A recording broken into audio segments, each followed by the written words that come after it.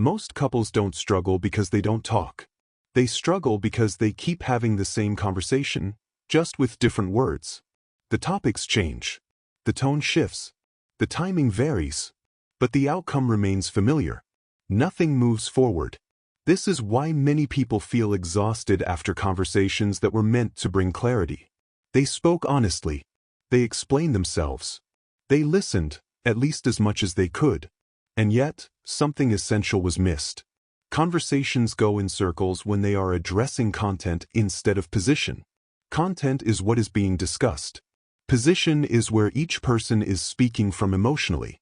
Most relational conversations fail not because of what is said, but because of what is being protected. Protection shapes communication more than intention. When one person speaks from fear and the other responds from defense, language becomes a loop.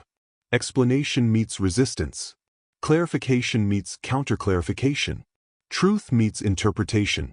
And slowly, the conversation loses direction.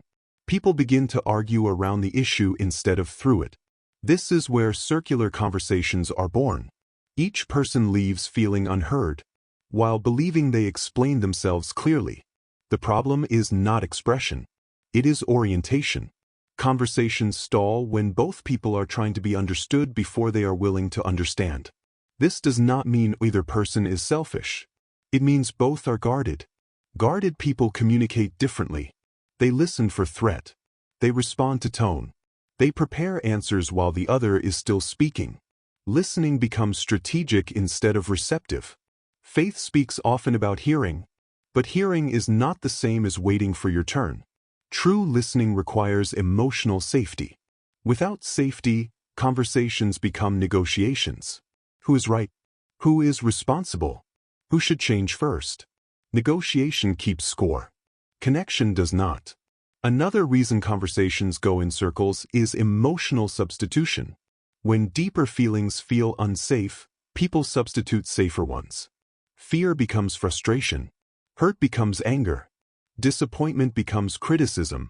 These substituted emotions are easier to express, but harder to resolve. When one person speaks from substituted emotion, the other responds to the surface, not the source. So the real issue remains untouched. This creates the sense that conversations are happening, but nothing is being addressed. Circular conversations also form when couples confuse agreement with understanding. Understanding does not require agreement. It requires presence. But many people only feel safe when agreement is reached. So they push harder. They explain longer. They repeat themselves. The other person, feeling pressured, withdraws or resists. Now the loop tightens. One pursues clarity. The other protects space. Both feel justified. Neither feels connected. Faith invites a different posture. Not persuasion, but curiosity. Curiosity slows conversations down. It asks questions that don't defend a position. Questions like, what felt hardest about this for you? What did you hear me saying? What are you protecting right now? Circular conversations break when someone shifts from being right to being present. Presence changes the emotional climate. When one person lowers defenses, the other often follows. Not immediately, but eventually. Because safety is contagious. Another hidden reason conversations stall is timing. Important conversations often happen when one or both people are already dysregulated.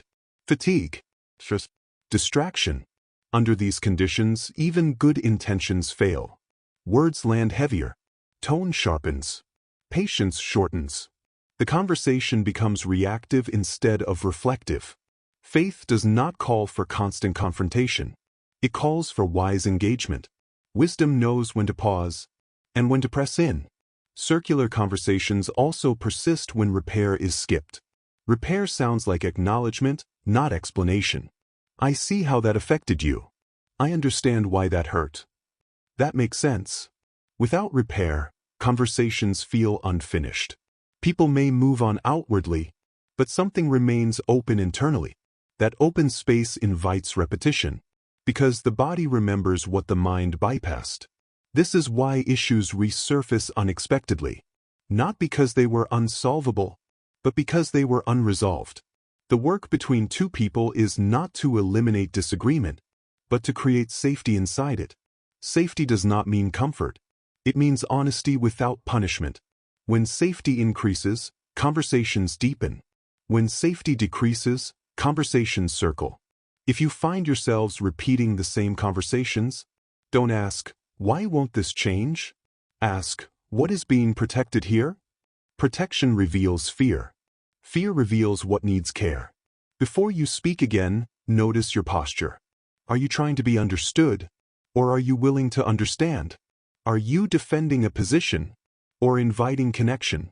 Are you solving a problem, or tending a relationship? These questions change how conversations unfold. Not instantly, but steadily. Before you move on, sit with these questions. Where do your conversations tend to stall? What emotion might be hiding beneath the words you repeat? And if safety is the soil where understanding grows, what would help your next conversation feel safer than the last?